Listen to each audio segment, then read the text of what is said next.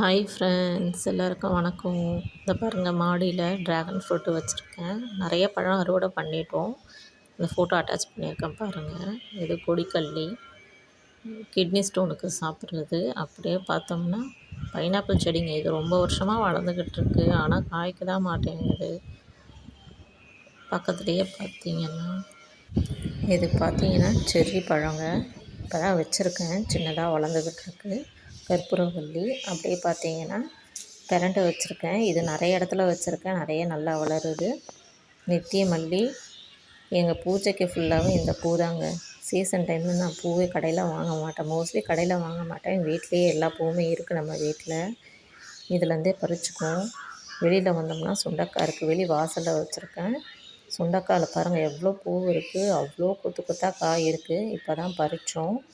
பக்கத்தில் எல்லாருக்கும் கொடுப்போம். நம்மளும் வீட்டு சமையலுக்கு யூஸ் பண்ணுவோம். சட்னி அரைப்போம், துவையல் அரைப்போம். பக்கத்துலேயே பாவக்காய் செடி வச்சுருக்கோம். இதுலேயும் காய் அறுவடை பண்ணிட்டோம். இது முடிஞ்சோடனே அடுத்த பேட்ச் போடுவோங்க. அப்படியே வந்தீங்கன்னா மார்னிங் க்ளோரிங்க. இதுலேயுமே 2-3 கலர் வச்சுருக்கேன், அவ்வளோ அழகாக இருக்கும். இது அரளி. இது அடுக்கும் வச்சுருக்கேன், ஒத்தையும் வச்சுருக்கேன்.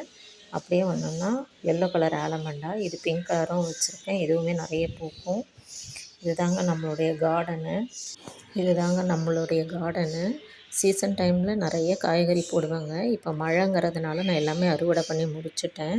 அதனால தான் அவ்வளோவா காய்கறி இல்லை. கத்திரிக்காய், வெண்டைக்காய், புடலங்காய், பீன்ஸு, காராமணி, பச்சை மிளகாய், தக்காளி எல்லாமே நம்ம தோட்டத்திலே போடுவாங்க. இது சின்ன இடம்தாங்க, இருக்கிற இடத்த ஃபுல்லாக நான் யூஸ் பண்ணிட்டாங்க.